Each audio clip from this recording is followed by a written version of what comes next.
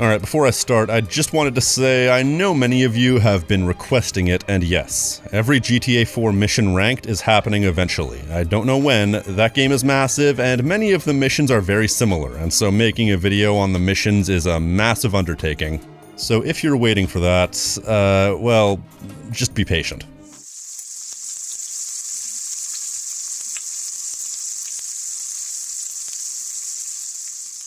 There's no doubt in my mind that Grand Theft Auto 4 is among the most polarizing games in the series and possibly of all time. Nobody seems to be able to agree about whether or not this game is an all-time classic and a narrative masterpiece, or if it's an overwritten, overrated pile of pretentious slop. The fact it's so polarizing is evident for me, considering my opinion on it is so polarizing. Not to the general public, I mean my opinion is polarized.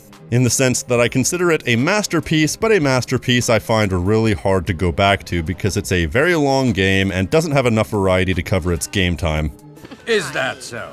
Although I am of the mind that I believe it's one of the most well-realized stories in the history of gaming, and I've gone over why multiple times, and I'll try not to repeat myself. With that said, there is one particular alleged flaw with the writing that I've seen many times for many years. In fact, given that this game has a very heavy story component, one might even say it's the primary aspect of the game, a major issue with the story could easily be considered the biggest issue with the game. So the following discussion isn't about objectively the worst part of the game, because that will change from person to person. However, it's something that could be considered the worst thing depending on your perspective. So enough stalling. What is the issue I'm referring to? Well, it has to do with the tone of the game. You see, the story is obviously presented in a very realistic, gritty, and serious way. However, despite being a serious story driven by a serious character, the game world itself isn't actually serious. As a matter of fact, Grand Theft Auto 4 is set in a very wacky world, all things considered.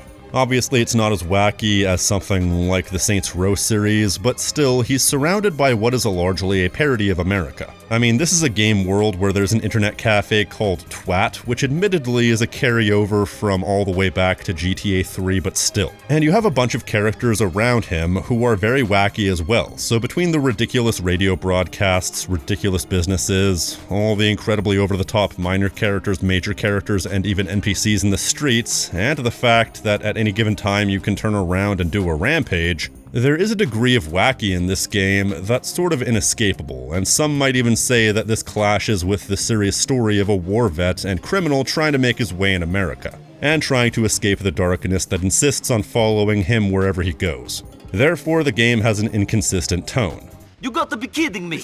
I knew we should have made him a giver, not a taker, Brucey. Oh, shut up! First of all, I think it's a bit of an exaggeration to say that there is an inconsistent tone. There are inconsistent tonal elements, but I would say most of the time, the story is presented with as much gravitas as it requires for whatever's happening at the time. For example, while your contact from the United Liberty paper is somewhat wacky and a parody of government agents, the main villains, such as Jimmy Pegorino and Dmitry Raskolov, are both treated extremely seriously, with each of their respective story beats being treated properly.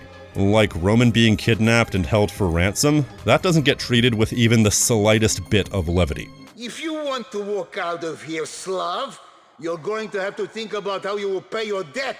A friend of mine, Dmitry Raskolov, he would pay a lot of money for your cousin. I'll get you the money, just not that way.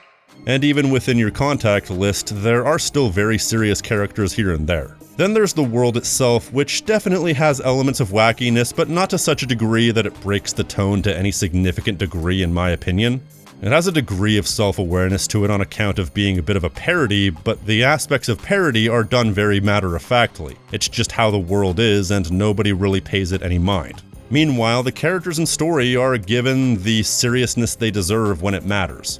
There's a time and place for everything, and they know when that is. But as for the elements that present themselves in a more wacky way, and as for the criticism of the seriousness of Nico's story having a chunk taken out of it because of the fact that the game has more out there aspects and more out there over-the-top characters, personally, I would argue that isn't a problem. As a matter of fact, I would argue the opposite. I do think it gives the game inconsistent tonal elements at times, but I actually think it's to the benefit of the story. First of all, let me talk about something that I learned in writing class back when I was in university. We were doing a seminar on comedy, and one of the things that my writing professor taught us was the art of the center and the eccentric. A center is a character who's played completely straight and maintains composure and seriousness in pretty much all situations. Meanwhile, an eccentric is a character that is the opposite, someone who's completely unserious and wacky.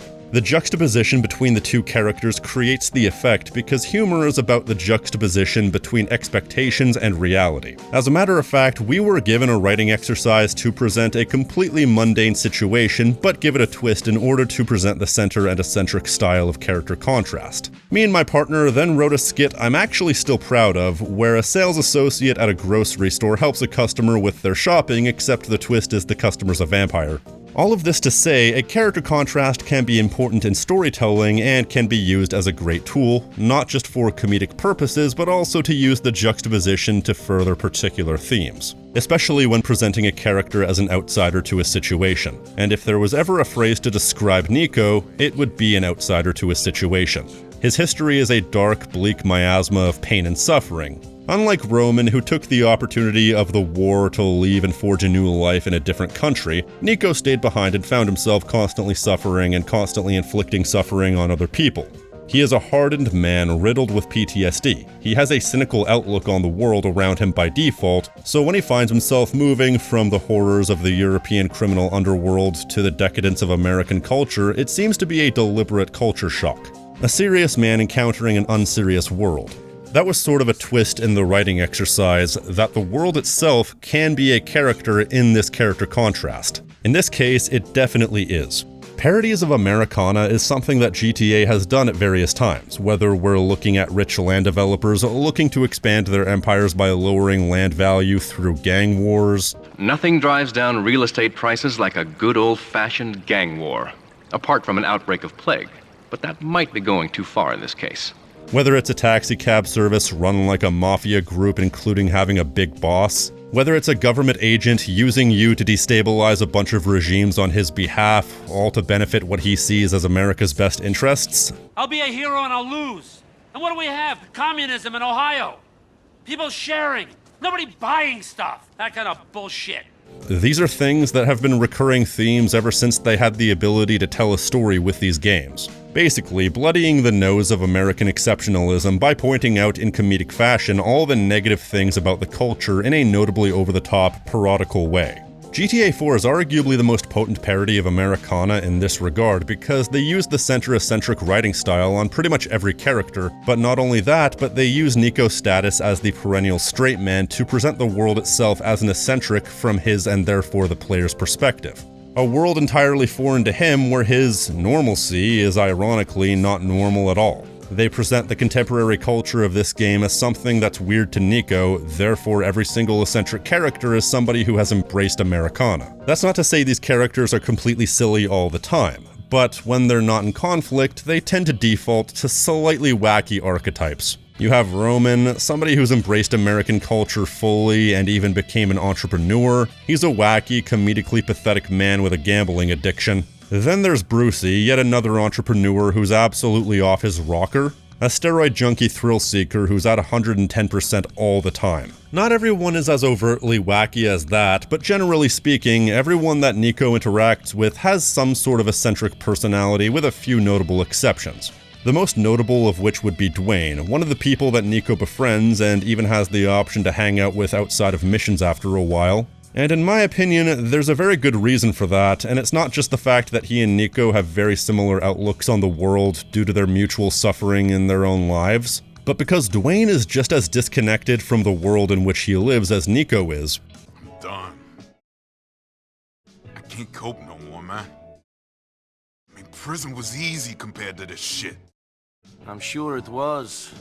Dwayne just got out of prison, and as such, he feels like an outsider to his own city because it's changed so much in the time since the last time he was on the outside. Meanwhile, almost every other character whose outlook is entirely serious is a character who is from the old country. That's not to say Serbia, just their old country. Dmitri, Ray, Mikhail.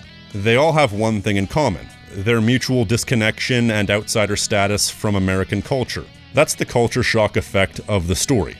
It's the contrast between the in-group and the out-group, and I think using that juxtaposition is primarily what makes the writing in this game so enjoyable, because it creates this inherent contrast that gives Nico an inbuilt conflict, or at least contrast with everybody, which makes their interactions enjoyable, even if he likes the person. I mean, one of my favorite scenes in the entire game is the scene where Bernie has Nico come with him on a boat ride, and Nico basically flips out at Bernie, unloading all his grievances on the guy. More people want me dead than alive. I'm working for the mafia. The police and the government agency are both on my case.